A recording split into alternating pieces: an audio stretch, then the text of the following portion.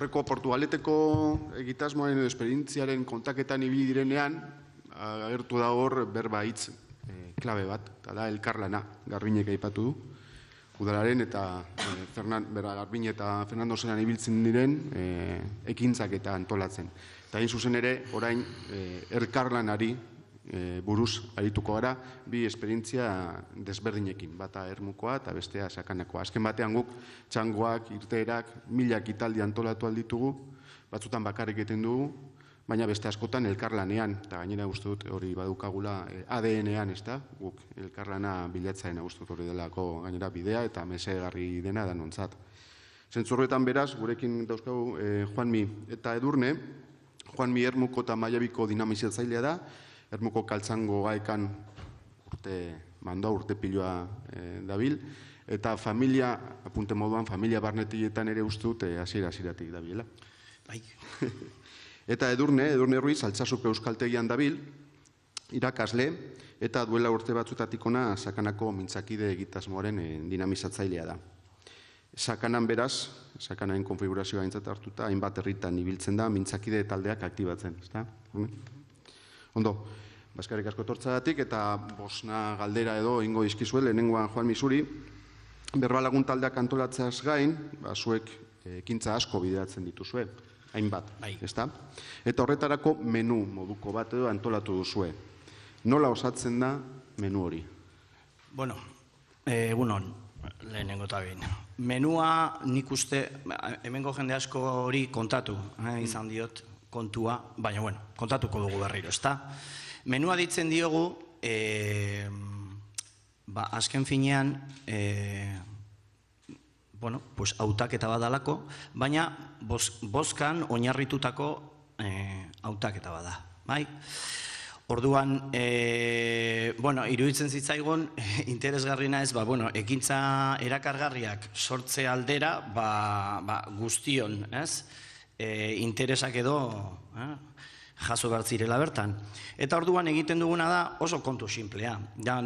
Olako nolabaiteko fitxa bat dugu, edo txantioia edo dena delakoa, eta ahalik eta gehien zabaltzen saiatzen gara. Bai gure betiko sarea erabiliz, berbalagunen bertan, baita euskaltegietan, eta baita ere, bestelako, aprobetxatzen ditugu, bestelako herrietan ditugun beste kontaktu batzuk, gero, elkarrenari buruz gero hitz egingo dugu. Baina, olako kontaktuak erabiltzen ditugu zabaltzeko plantxa hori. Plantxa horretan ematen diren azalpenak dira. Hemen dituzue, plantxan dira, olako sailkapen orokor bat dago, kirola, ikastaroak, txangoak, eta bestelakoak. Eta jendiri eskatzen zaiona da, horren inguruan interesik sortu, edo, beti izan duzun, arrori ateratzea, eta zate, niri gustatuko litzaidak pilua, ez dakit, eskalada ikastaro, baina oinarrizko bat egitea. Eta orduan bakoitzak botatzen du, bakoitzak nahi duenak, parte hartzen duen jenderen artean, jendeak idazten du. Ez dago limiterik, ez dago mugarik, ideia bakarra idaz dezakezu, edo nahi beste ideia. Ideia horiek guztiak jasotzen dira, gero, jasotzen ditut nik, epe baten barruan, imaginatzen duzuen, nolabaiteko antolaketa behar da, datak eta bar, eta gero, jasotako guztiak jartzen ditut beste plantxa batean, eta hori da berez menua. Orduan, bigarrenez, zabaldu egiten da, eta jendeak egiten duena da, boska sistema baten bitartez, aukeratu. Gustatzen zaizunari, marratxoa jarri, isa, plantxaren arabera, urtearen arabera. Eta besterik ez, orduan, gero kontuan hartzen ditut jasotako emaitzak, urrengo ikasturteko plangintzan, guk egiten dugu, denok dakizuen bezala, urrian hasten baldin bagara ere, ekintzekin eta gutxienez menua osotzen duten ekintza horiekin, hasten gara urtarria otsaien. Eta berez hori da, ez dauka beste munduko, misteriorik, eta gurean, izan du arrakasta, baina kontu demokratikoagoa edo batzutan, guri, taldean bertan, edo guk ere badugolako eragile talde bat, etortzen ez zaizkigun ideiak, irteten dira beti. Eta hori bai da aipatzeko kontu bat, beti dago sorpresaren bat, beti dago ideia berritzaile bat, guri, bururatuko ez litzaigukena, ez? Hor gertatzen dena, behin menua osatzen denean, edo modu demokratiko horretan jasotzen dituzunan ekarpenak, batzuetan ez gai sentitu alzara zeure kabuz, edo sentitu algara geure kabuz antolatzeko, eta orduan da elkartetara eta joan behar dugunean, pentsatzen dut, euren elkarlanaren bila, edo gauzak elkarrekin egiteko, edo ez dakit, nola egiten duzu elkarte horien gana joan, eta haien implikazioa topatzeko. Azken finean guk elkarlarenena, ez dakit, kokatzen dugu eraginkortasunaren barruan, ez? Eraginkortasuna, erakargarritasuna, arrakasta ekintzarekiko, ez? Claro, demagun, ez dakit, planteatzen dela afari bat, berba afaria, gauza simple bat, faltzea. Orduan, afariak egin daitezke edo jatetxe batean, edo nola ez, Euskal Herrian sakrosantuak diren elkarte gastronomikoetan, ez? Gure herrian bai bentsat. Eta, hor kristolako arrobia dago. Ermuan daude 17 guztot, edo 18 elkarte gastronomiko, eta bakoitzean 50 gorako, gorako kidiak, ez? Jende pilo egoten da, eunekoak ere badaude hainbat eta bar. Jakina hor, badago, euskeraz hitz egiteko arrobia ere. Ezan beharra dago, gainera, kasu honetan, elkarte gehienetan, erdera hutsean aritzen direla, eta en fin. Orduan, pentsatzen dugu, zerraitik ez dugu implikatuko elkarte bat edo bi afari hori antolatzen, eta horrela, azpiegitura lortzeaz gain kolpe batean, azpiegitura eta sukaldaria eta barrekoak, lortzen duguna da elkarteko jenteak ere, barne edo era internoan edo parte hartzea, ez? Orduan eskatzen diegu, afaria, hori gero ja, eskaerak eta hori psikologia pixka bat, zenbat eska daiteken, zenbat ez, gauza errazak, baina, eskatzen diegu euren elkartean ere zabaltzeko mezua, ez? Nola dagoen euskera praktikatzeko osteguneko afari bat, eta holako kontuak. Orduan, klabea da ikustea zen olako ekintza dan, eta ekintza hori nork antolatuko lukeen hobeto, ez? Begiratzen duzue, inguruan, datasuna eta horra jo. Hori da. Eta nik txibatu diat, eta lortzen ez duzuen kasuetan, eta txibatu izkiate kiroldegia eta mendi taldea. Lortzen ez ditugun kasuetan, zer egiten dugun, gero? Bai, guk ere horrelako, kirolarekin izan ditugolako frakasoak running taldea jarri, kartela koroletan atara, en fin. Eta gero, ez dago, running zaleak edo non, baina ez omen dute hitz egiten, korrika egiten dute mitartean. Ez dakit, nola ikusten duzuen zuek. Baina, tematu naiz ni horretan bi urte, eta, ez, kontua da, edo beste era batera esan da, ez? Alternatibak igual. Bai, alternatiba batzuk ere izaten ditugula, ez? Beti ere, kontutan hartuta, arrakasta eta bilatzen dugun eraginkortasun hori, ez? Orduan, aprobetxatuz ditugun ermuan gutxi gora bera egun bat pertsona aritzen da. Erdiak guraso lagunen eta beste erdiak ohiko taldeetan, berba taldeetan. Aprobetxatuz, ermua ez da hain handia, gutxi gora bera 16.000 ez da heltzen, ezagutzen dugu elkar danok biztaz gutxienez eta zerbait gehiago ere bai. Orduan, nik neuk noski kontrolatzen dut zer dudan, noren arreba dan, zein den lanbidea, zer gustatzen zaion jendeari, zaletasunak, eta hori kontuan hartuta, aprobetxatuz edo lanbideak edo zaletasunak jendeari proposamen konkretuak egiten dizkiot. Batzuetan menutik datozenak, ez? Baina adibidez, ejemploekin hobeto adiraziko dut hau, ez? Iaz, liatu genituen bertan dauden bi mediku gazte, lehen sorospenak ikastaro bat emoteko. Osea, itzela izan zen. Muñekoekin danak, una frikada, morreoak ematen muñekoari, baina, bueno, apuntatu zen, hori topea izaten da 16, eta, bueno, azkenean onartu genituen 18.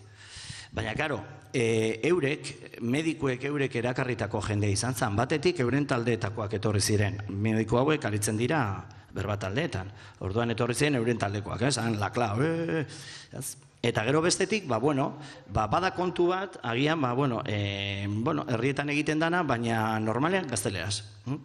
Lehen sorospenak. Bakizu zertan ez da? Sorospenak, auxilios, sorosle, tak, hoxe. Eta, aprobetxatu genuen hori.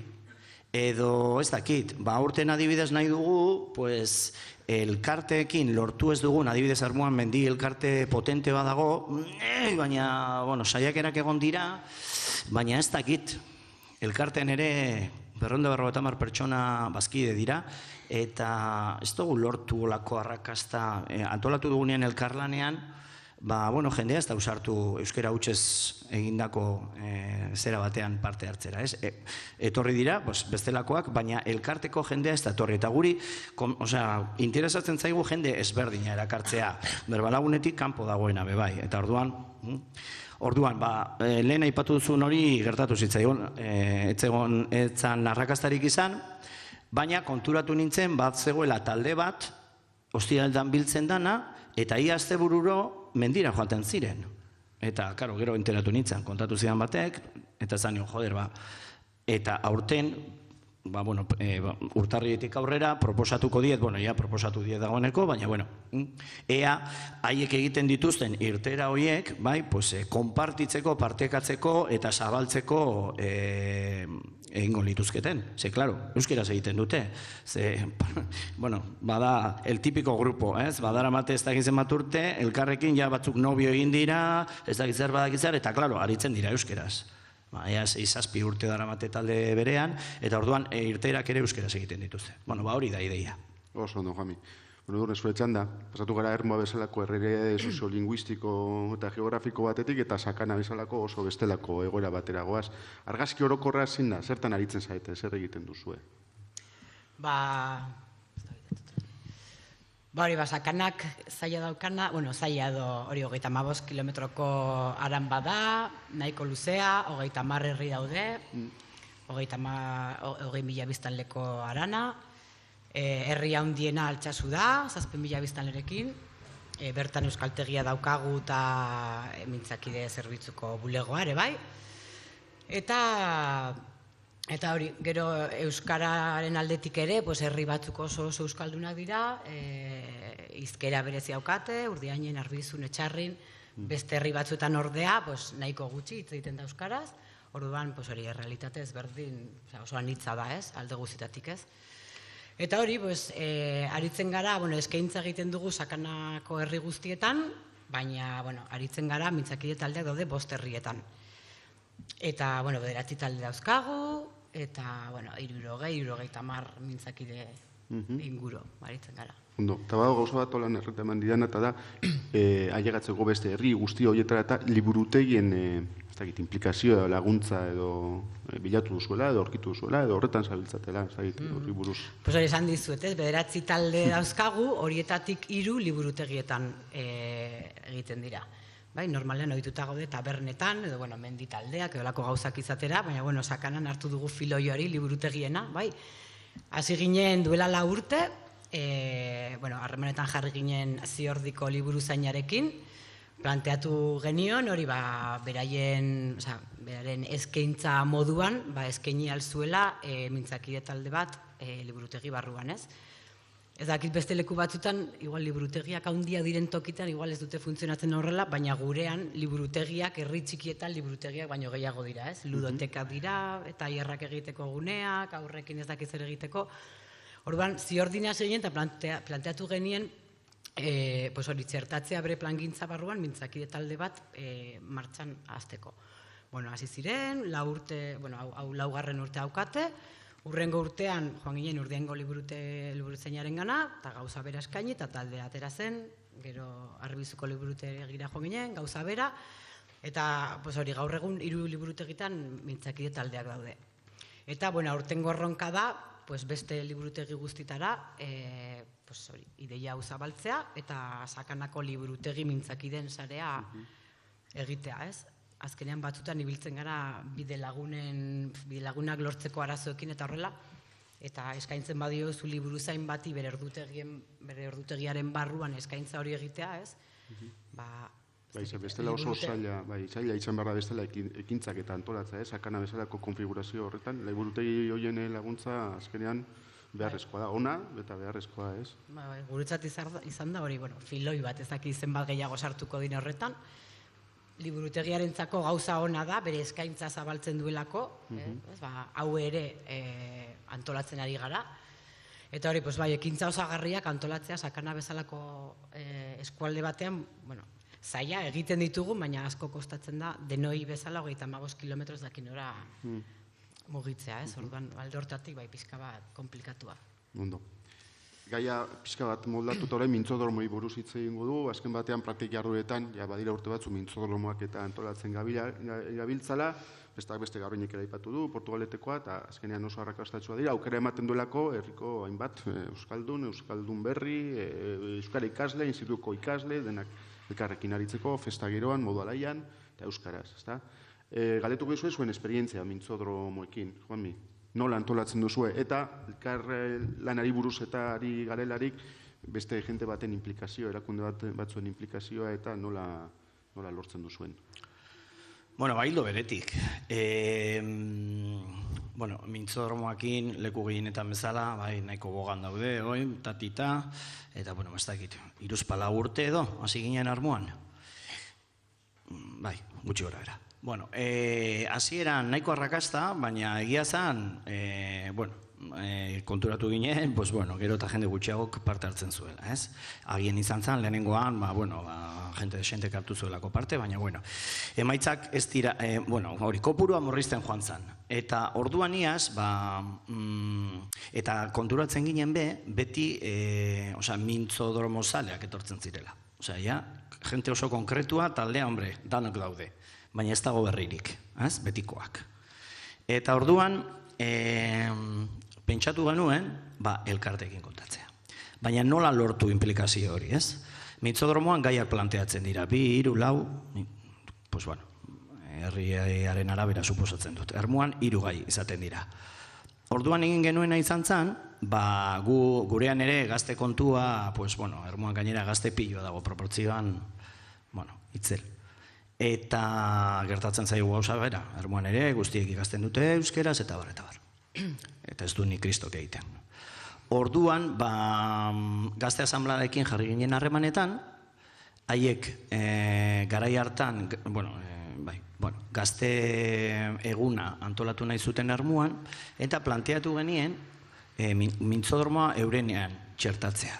Baina, baldintza batekin, mintzodromoak, irekia izango litzateke, hau da, jubilatuok ere parte hartu izango genuke, baina gaiak gazteen ingurukoak. Gazteek kezkatzen dituzten gaiak, eurek planteatutakoak. Orduan, gaztegunaren barruan egin genuen, mintzodromoan edonort parte hartzezakeen, dinote adinaren arabera, ulertzen didazue. Baina gaiak haiek planteatu zituzten. Orduan, mai guztietan zeuden, erdi eta erdi, gazteak eta ez gazteak. Eta alde horretatik ere, oso esperientzia ona izan zen, kopuruak igo egin genituen pixka bat, eta gero, gaiei dagokionez eta gazte asanbladak eskertu egin zigun kontuaz, gainera jaso egiten zituzten jendearen aportazioak, ekarpenak eta ez ziren gelditu antxe mailan, azken finean gurea da hitz egitea, baina jaso egin zituzten euren hausnarketak eta egiteko. Eta ondo. Aurten planteatuko zaio gauza bera ermuko elkarte merkatari eta ostalari taldeari adibidez. Eta, espero dugu, merkatari askok eta parte hartzea. Oso ondo. Zuen kasuan, Edurne, mintzodromoa festa bihurtu duzue, festa gainera, eta zer da eta nola antolatzen duzue? Egin genuen duela, hau izango, datorren maiatzean izango da 3. festa, antolatzen duguna Sakanan. Eta, ideia sortu zen pixkat, elkartu ginen Guaixe aldizkariko arduradun bat eta biok, arratsalde batean, eta hasi ginen, mintzodormo bat antolatzeko, baietz, ezetz, eta bileratxo bat egin genuen, eta pentsatu genuen, jende gehiago liatzea, ez? Orduan, Festa honen antolakuntzan parte hartzen dugu, hori mintzakide zerbitzuak, AEKak, Euskaltegia, esakanako AEKak, gero mankomunitateko euskara zerbitzua liatu genuen, parte hartzeko ere, hori Guaixe, aldizkaria, gero Irurtzungo euskara taldea eta udala ere liatu genuen. Orduan hori hasi ginen, hori bileratxoak egiten eta hola, eta antolatzen duguna, mintzodormoarekin hasi ginen bueltakan, eta esan genuen, mintzodormoaz gain egingo dugu zertxo bat gehiago, ez? Eta pentsatu genuen egitea, mintzodormo aurretik aitortza bat, euskaldundu direnei aitortza bat. Bai, horretarako mintzakide talde bakoitzeko bat aukeratzen da, beraiek aukeratzen dute nor omendua izango den, eta B2 mailan gutxi gora bera euskaldundu diren ikasleak. Horren azkenean, 20 bat omendu egoten dira, horrelako ekitalditxo bat egiten da mintzodormoa baino lehen, oparitxoak eta bar, eta gero hori mintzodormoa egiten dugu, eta mintzodormoa bukatu ondaren 11etako bat. Aprobetxatzen dugu maiatzaren lehenengo asteburua, hori Aldezarreko Euskal Jaia direlako Altsasun. Eta hori Foru Plazan egiten dugu, nahiko, normalean ordu horretan egiten dugu egun erdikoa, 11etan 12etan hasi eta ordu biak arte, ordu bi Bermud garaiko sasoi horretan. Eta hori normalean plaza jendez gainezka dago eta nahiko ikusgarria izaten da. Azken 2 urte hauetan, hori 100 pertsonen bat agertu dira, nahiko ongi, kondutan hartu behar da, omentzen duzun jendearekin ja, 20ko koltsoia daukazula, jende asko, bere familiak ez dakizer, modu bat da erakartzeko jendea, ja, omentzearen historia horrekin. Eta, hori, ekarri zuet kartela, L Festa deitzen diogu, L hitza eta L da praktikatzearen ikurra ez, kotxeetan. Orduan, joko horrekin, pentsatu gonean, polita izan zitekela ez. Eta hori da, pixka bat. Osondo, berezitasun eta kartele horrekin amaituko dugu. Eskerrik asko.